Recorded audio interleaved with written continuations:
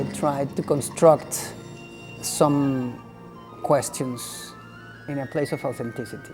I try to fish in a dark sea. That's what I try to do.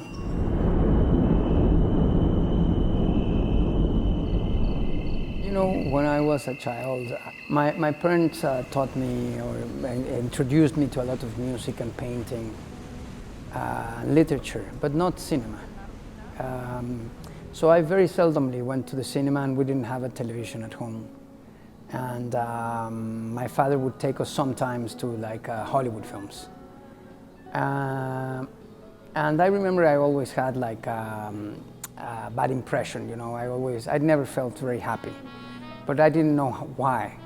But later when I grew, when I was 18, I started going to theaters in Mexico in the Cinematheque, and I started watching really great films. And I realized that why I felt so bad when I was a boy and I was taken to the cinema to watch all those action films that I didn't like. And then I really started liking cinema when I saw the first films of Carlos, for example, or the films of Mizoguchi.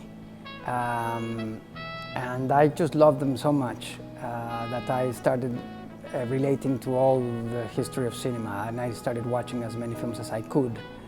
And during many years of my life, I watched one film at least every day. So I also like to read books, and I listen to music a lot.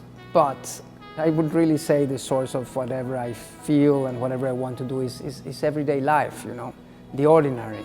It is what is going inside my mind throughout marriage, children, working, the contemporary world, even reading the newspapers, talking to people,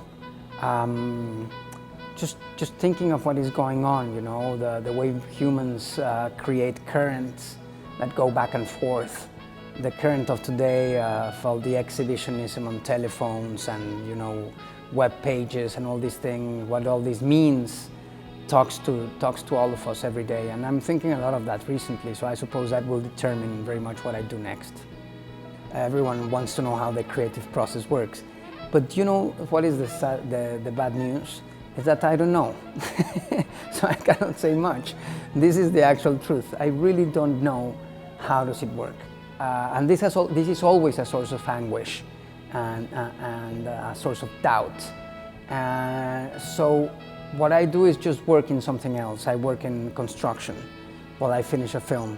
And then eventually, I'm always nervous because I never know what is coming next.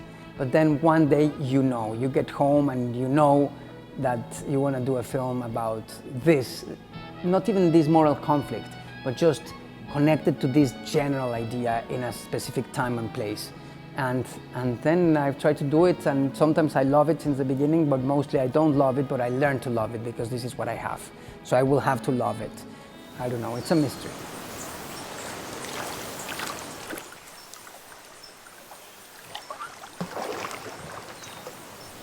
For me, it's more about finding people, finding faces, and putting them in front of this incredible machine, technical discovery, which is the camera and the sound device, and trying to get the juice inside the camera, the juice these people have, you know, the spirit. And all this will come, and this information will add up on top of each other in a natural way and will construct a character. But I've never thought of how I have to do it, and I don't even know the technique. I'm much more interested in just the presence of objects and people and places in front of the camera.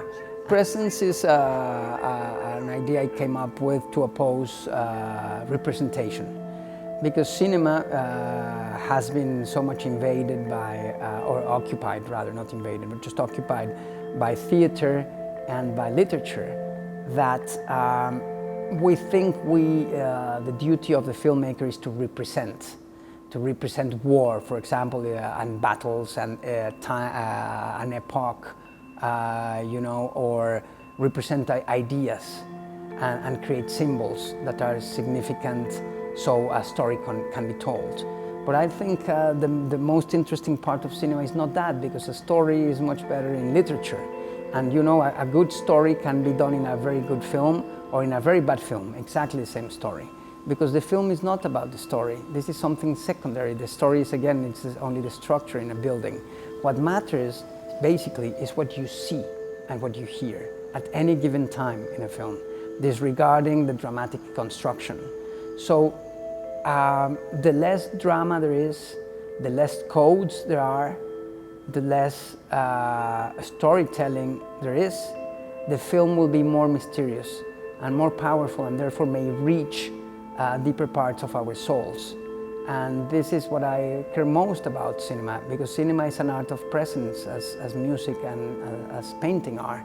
They come through to us by our eyes and our ears, and they must go to strange places, these images and these sounds.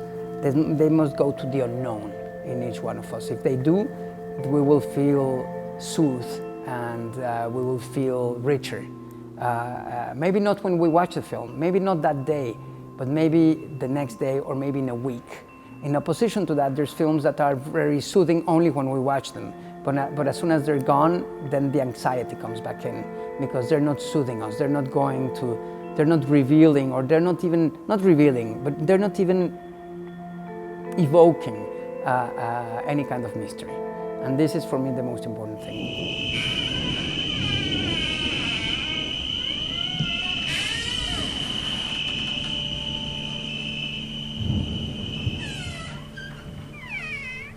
There's no sense in pretending or trying to reproduce reality, because firstly, it's impossible to do.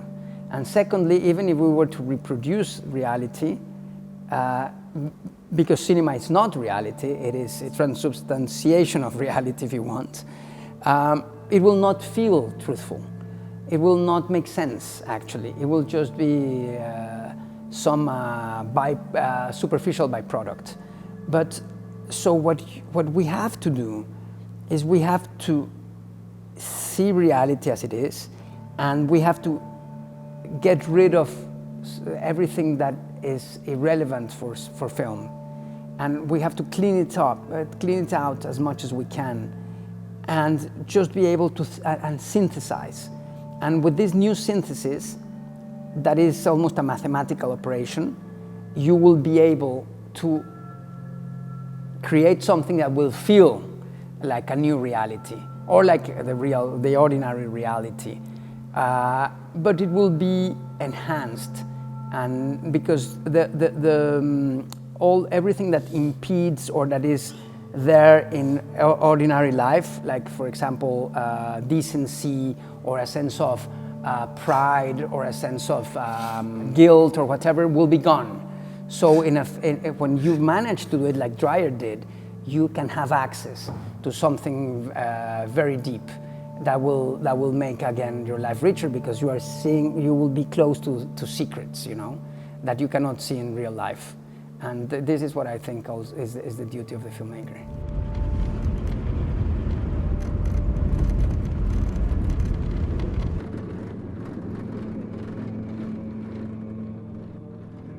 There's two ways of thinking of rhythm and time. One is a way in which you would entertain the audience the best, and that is just a rhythm of information.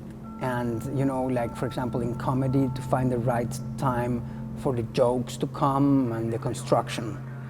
But then there's another sense, and this is the one Tarkovsky is talking about, which is sculpting in time, which means that if you understand that film is existing in time, and in a similar time, actually this exactly the same time as ordinary life, we perceive it like this,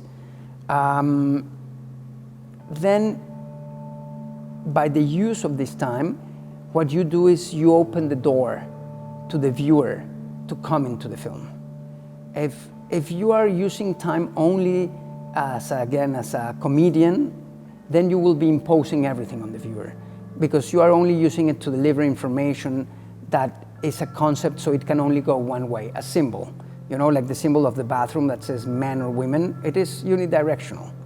But if you are not communicating symbols, but using time to present, then a door will be open to the viewer where he can step into this world and understand what is happening, but at the same time have access to him or herself.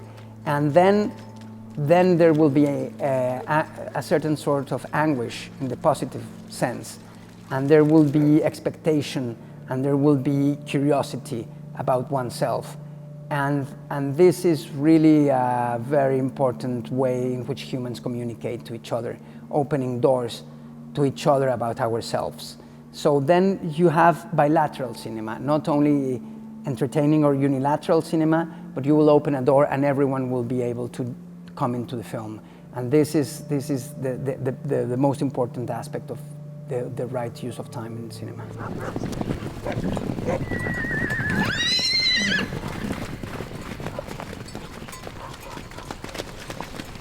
The basic elements of cinema are very Einsteinian, you know, the things he really talked about, montage, one scene after one shot after the other, how will they interact? And how does this relate also with other things that Einstein didn't mention? It would be sound, and sound is very closely related to the off-screen, because when someone leaves in cinema with sound, he may leave or she may leave, but may stay around, you know, maybe on a side, and someone is out of the frame, but you still hear them talking, and you hear the whole atmosphere, although maybe you're just looking at a little space. And this is a true magic of cinema that I love, and this is why I don't think that you need to use all the new CGI and, you know, the construction of images, which in the end are very is completely pornographic in the sense of you have to see things. While it would be so much better, unless the way these things actually happen and have something special in them that is basic, then it's so much better just to understand that everything is happening around the little window that you can see, you know, but that the whole world is a sphere beyond the little hole or letterbox through which you see. So I always think about these things you just mentioned, and when I did my last film, for example, when there's all these things with the bull and the mule, I try to do everything with the language of the 1940s, you know, off-screen, sound, and cut. And with these three classic elements, which are almost from Einstein's time, you can do everything in cinema. You don't need to do all these new images made with a computer to make something interesting, because the capacity of the human brain to believe in whenever our senses are being fooled is huge. So it is there that the clue to the language of cinema is, I think.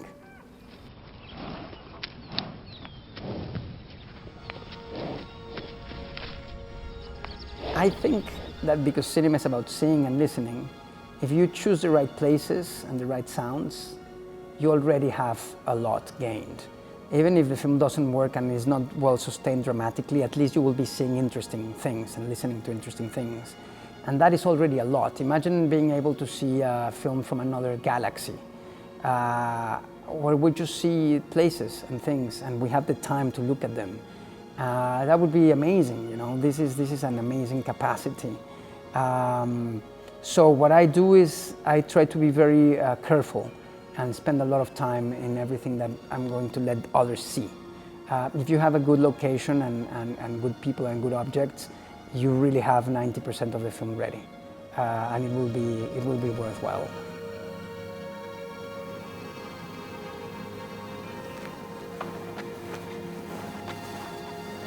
For me, flesh and spirit are equally important.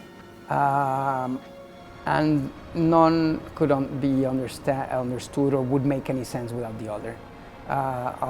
Spirit by itself is nothing, and matter by itself is nothing either. We both create existence as we know it. But I would really say that I have learned in my own work for myself that it's not even the spirit that I consider alive. It is consciousness. My films are not spiritual. They are human, only human, and human implies consciousness. And this is such an amazing and mysterious and powerful capacity that we have invented for it many names and concepts, you know, like God or spirit or spiritual. But for me, it's only human consciousness. So mysterious that we give it all those names. And it's always present because this capacity of the human consciousness of knowing we are alive and knowing we're going to die and knowing we feel and you feel similarly to me, but you are someone else. This is a mystery and will remain a mystery forever, and no matter what science does. And this is the central part of human thought and human creativity. All moves around this incredible mystery.